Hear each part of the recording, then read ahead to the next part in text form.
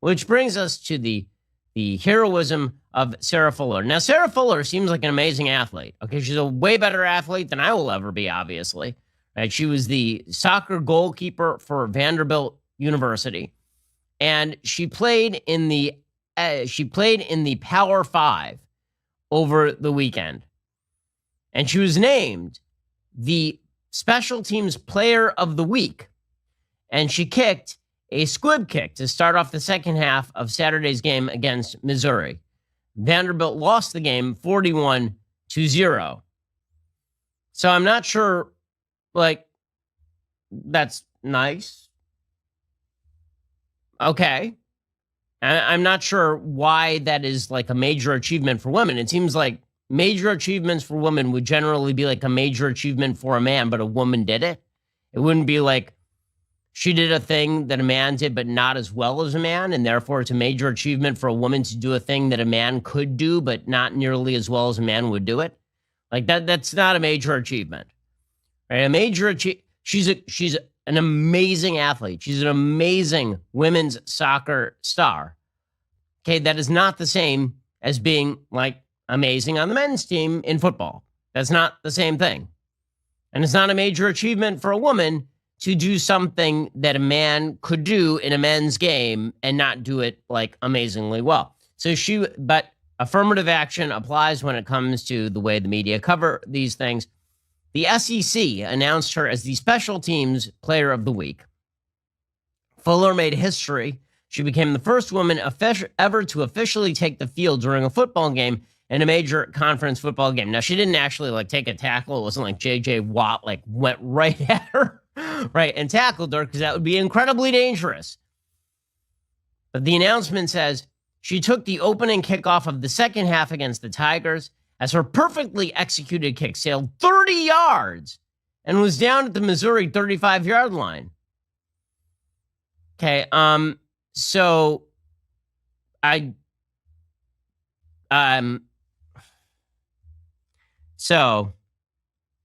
30 yards?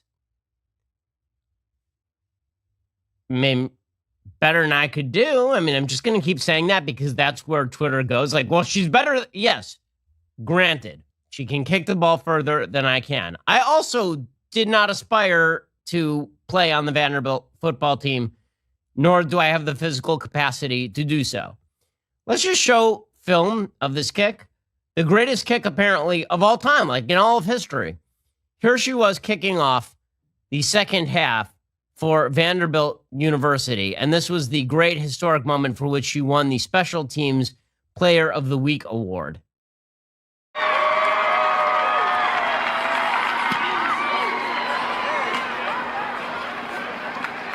The kick down at the 35-yard that line. Did not sail. That was not. Happy Thanksgiving. So it's a squib kick. What a day. Right, it's a squib kick. What a day in college football. What a day. She kicked the ball. No one is anywhere within 1,000 yards of her. She kicked it maybe 25 yards, and then it bounced another 5. And what a day.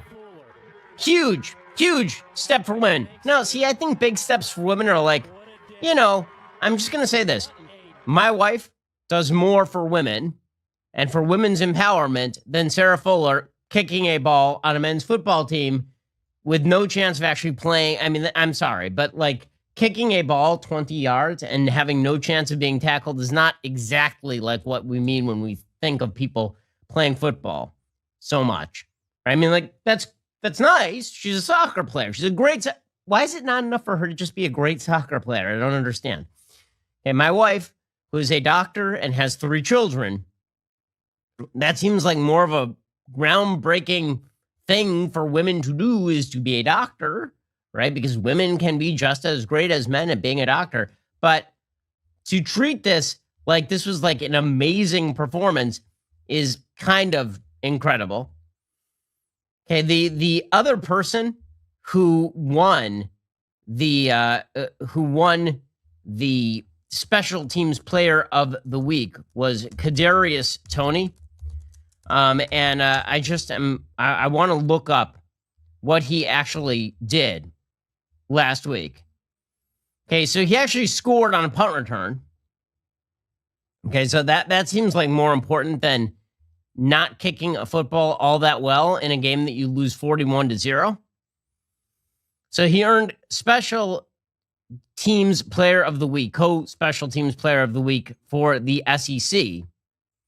He returned a punt 50 yards, which ended up being the touchdown that gave the Gators a 14-10 edge at halftime. He also scored a passing, rushing, receiving, and punt return touchdown in a career. That was the first punt return touchdown since an 85-yarder in 2018 for the Florida Gators. On the year, he has 45 receptions for 541 yards and 7 touchdowns. That's slightly more impressive, I think, than kicking a ball like 20 yards and having no chance of being tackled. But again, people are like, well, but yes, but it's groundbreaking for a woman. Okay, if you have to add for a woman, it's not groundbreaking. Seriously, because you're demonstrating that the woman is not playing on the same level as the men. If you have to have, that was a great performance for a woman, it would have to be a great performance for a man in a man's sport for it to be truly groundbreaking. Okay, but that's not where the absurdity stops. So apparently, Sarah Fuller, I'm not kidding you, gave a halftime speech to the team, as according to Joe Kinsey at Outkick. Okay, ESPN reporter Courtney Cronin jumped on a Zoom call to chat with Fuller about her time on the Vandy football team. And that's when we learned that Fuller was given the floor to address her fellow football players. If I'm going to be honest, I was a little pissed off at how quiet everybody was on the sideline, Fuller told Cronin. We made a first down, and I was the only one cheering, and I was like, what the heck? What's going on? And I tried to get them pumped up, and I was like, you guys need to start cheering your team on.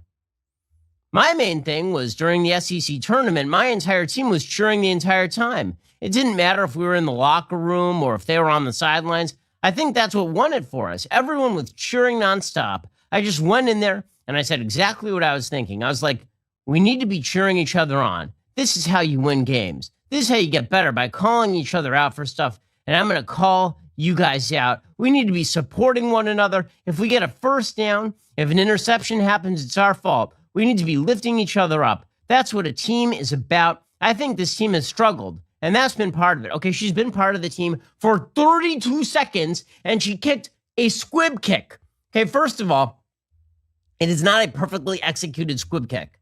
Okay, you don't have to be a football expert to understand when a squib kick is used. A squib kick is used at the end, usually of the first half, when you're just trying to run out the clock and you don't want to see somebody run it back. You never use a squib kick when you are down 1 million points at the beginning of the second half and give field position to the other team, 35-yard line. Anyway, okay, but she's been on the team for like half a second, and she's lecturing all the male players about what a winner she is in a completely different sport with women.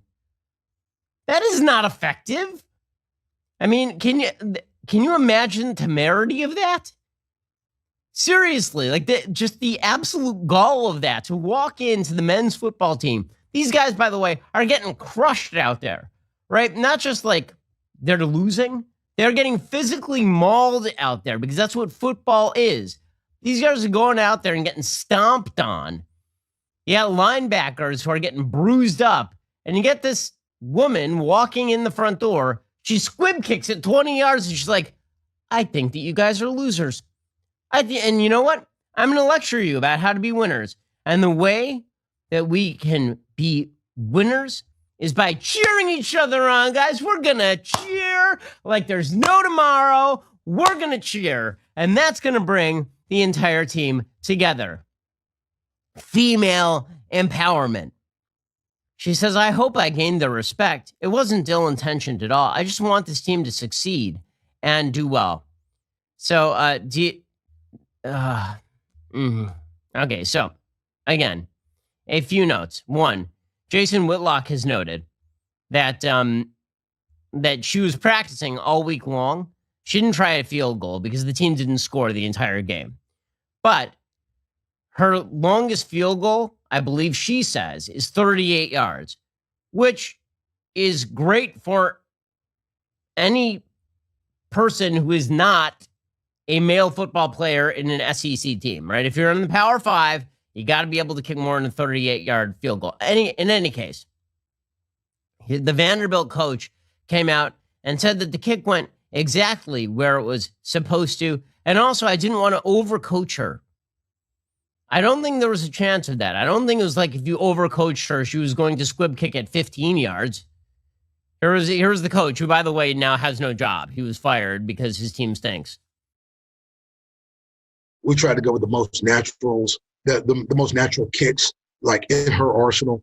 Tried not to, overcoach her, but let her, do and understand, what felt comfortable to her. And that's really what we went with. And I thought she punched it exactly where she needed to punch it. Balls down 35-yard line. Let's go.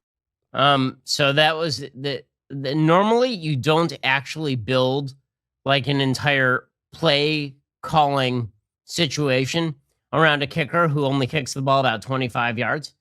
Like that's normally not what you do. So can we stop pretending that this is like some great historic breakthrough for women? Women are not going to be populating the Power 5 anytime soon.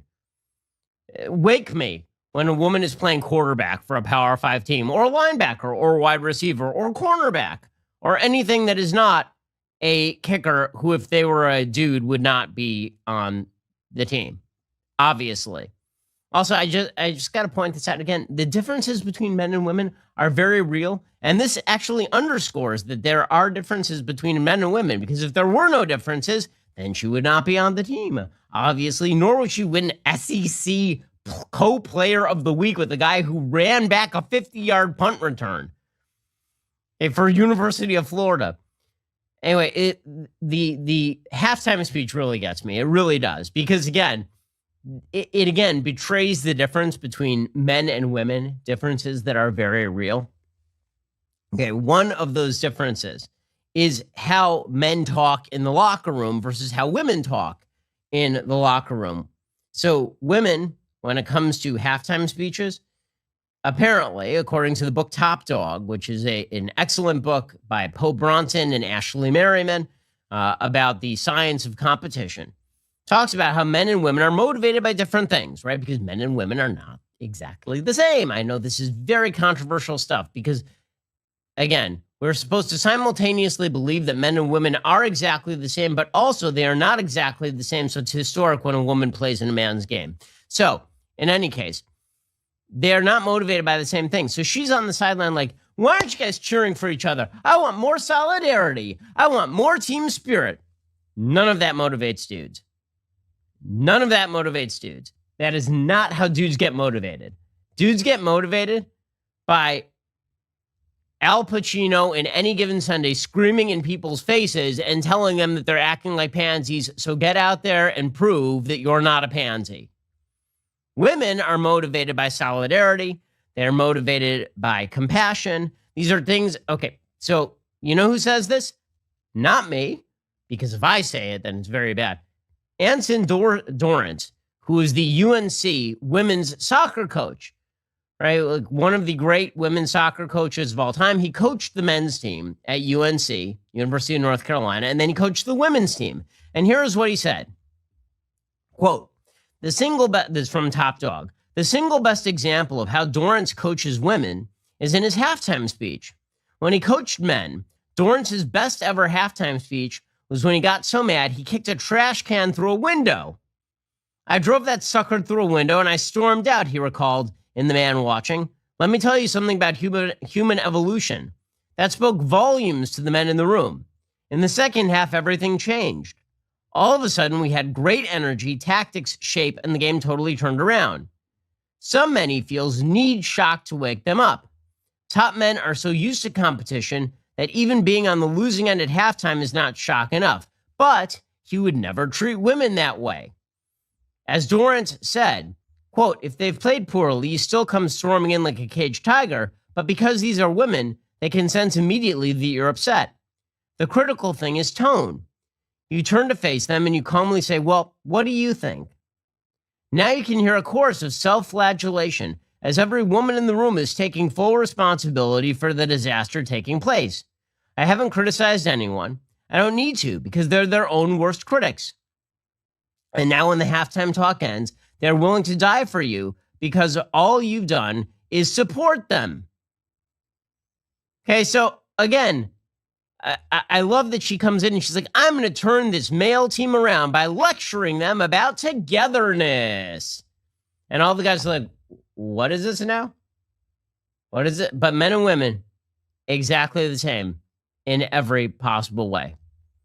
Proof that they're exactly the same is that we put a woman on the field and celebrated her and had Today's Show interviews with her and talked about how historic it was when she kicked a ball not all that far in a game that her team lost by 41 points. So, well done, everybody. Gender ideology making 0 sense every single day. Every single day.